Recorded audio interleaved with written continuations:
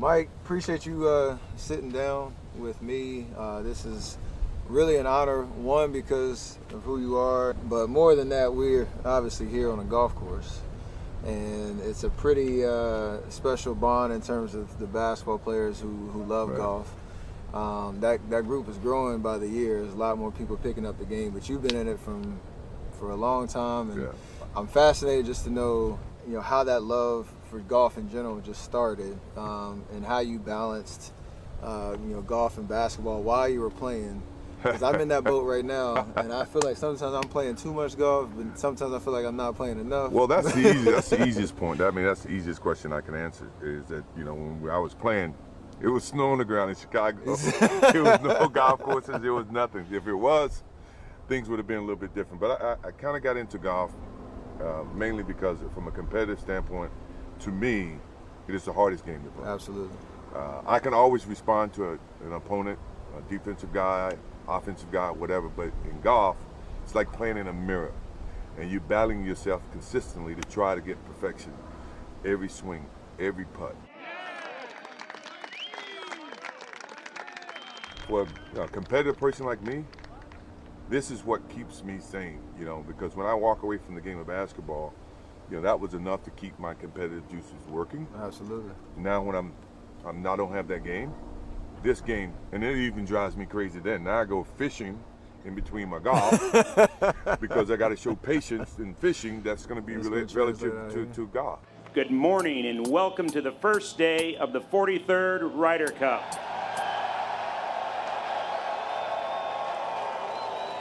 We're here at the Ryder Cup. We're here at Whistling Straits. I'm fascinated by this event because this is my first time here. And when you get here and you see the atmosphere, you see the chants and the noise, and I'm wondering, what do you think from a team perspective? When guys are individuals throughout the whole year, how does that permeate in golf? Because with us, we get rah-rah in the locker room. Sure. How's that accountability, you think, work in that locker room when it's guys tough. are on different journeys? It's tough. I mean, I've had countless conversations with some of the players, and if I can put it in the most simplest terms, is that you have to give up bits and pieces of who you are for the benefit of the team, and that can be something so simple as either response, support, spending time, having lunch, dinner. Either way, I learned that later in my years because initially in basketball, I was so focused in my craft that's what matters the most.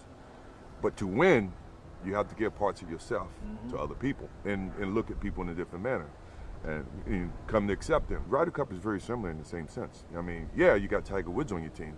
Tiger Woods can only win 1 point. Yeah, 1 point. And he may not even win. It depends on if you're playing alternate shot. So it's things that you have to factor in. Our best asset is on singles, but we always seem to struggle in alternate shot and best ball. And that, I think, has been something that the European team has always been able to capitalize on. And for us, we should learn from that.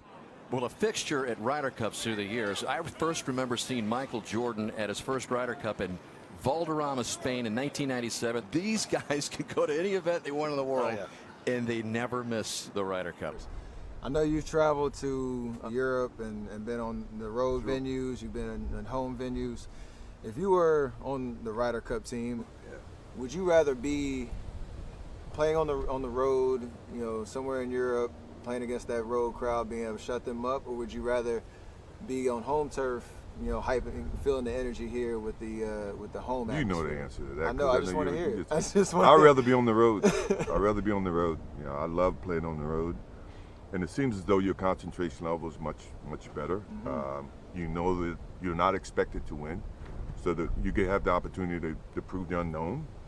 And a lot of times when you play at home, you let your hair down, you get relaxed, you see more friends, you see more family, you gotta worry about tickets, you gotta worry about so many other different things. So I always love playing on the road, so it minimizes my thought process and I can focus on my craft. And I would imagine if I was playing on the Ryder Cup, I would much rather play in Europe than to play home. And there's another one for Dustin Johnson. That's Michael Jordan on board. You got a lot of different characters on the USA team. Do you see yourself in any of the Team USA members? Who do you see yourself in the most in terms of their demeanor on the course or, wow, that's something hard. about them? That's hard. You could say nobody because they ain't on your level yet. No, I think I like to say that competitive nature is you can see it in a lot of the guys, and it comes in a lot of different ways. I can see a little bit of myself in JT. Mm-hmm. I can see a little bit of myself in Brooks. I can see a little bit of my calmness and confidence in DJ. So I mean, I can see a lot of those qualities that it take to be successful. Basketball, especially in the way that you play the game, you could impact the game on both ends of the floor. And I'm sure you always felt like there was time for you to flip a switch and get things back under control. True. In golf, you can't really control what the other person's doing. How do you think that mentality is mastered in golf? I think when I talk to all of my buddies, and when they're playing the big matches, and I see that they're leading, the first thing I type to them or I text them is keep it simple. Mm-hmm. Because now you're not trying to overthink. Just keep it simple. Fairways and greens. Blah blah blah. You can't get it all back in one hole. You got to take it shot at a time. To me, those are simple conversations. That's a simple way to stop what you're thinking. I know it's a Ryder Cup. I know there's a bunch of people watching. I'm down 5 and after 5. Let's just keep it simple. Let's hit fairways and greens. Now, that's all you can do. You can't just turn a switch and say, erase the 5, let's start all over again. No, you got to channel your thoughts to start basically working your way back to getting more confident about your swing, scoring, or the match. Now, it may not happen that way, but right. I think that's a good start, and sometimes it does. I've been to a couple PGA events. I've been to one major. This is my first Ryder Cup. This is the first time that I've been on a course watching and haven't gotten the itch to go play. And I say that because the competition is so ripe. Yeah. Usually when I go to a tournament, I'm like, dang, like the shots are inspiring me I want to go to the range right now and work on this and that. You feel like a similar vibe, or is that competitive nature still like I want to stay in my lane? I stay in my lane. I watch these guys are good. Yeah, they're great. And to watch them under the pressure of being able to hit shot after shot after shot, knowing that you got so many thousands of people against you, and you have so many thousands of people supporting you. You don't want to let them down.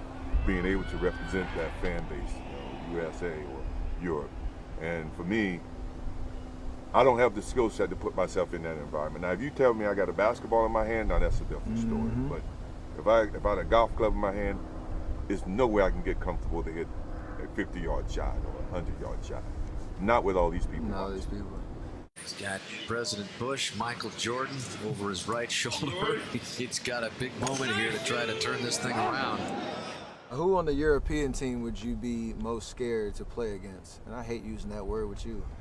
I'm not scared of anybody. But Ian Poulter.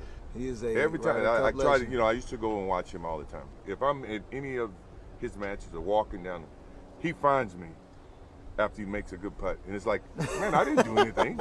I like you. I support you. I stay away from him when he's walking. When I'm walking, I won't go watch him. You sparked the miracle of Madonna, right? I didn't spark it. I did not. No, I don't know. I had my own thoughts about it, but I didn't spark it. Those are maniacal eyes, aren't they? And we went from definitely winning the Medina to crying, driving home that we just got our butts kicked. And that's Ian Poulter.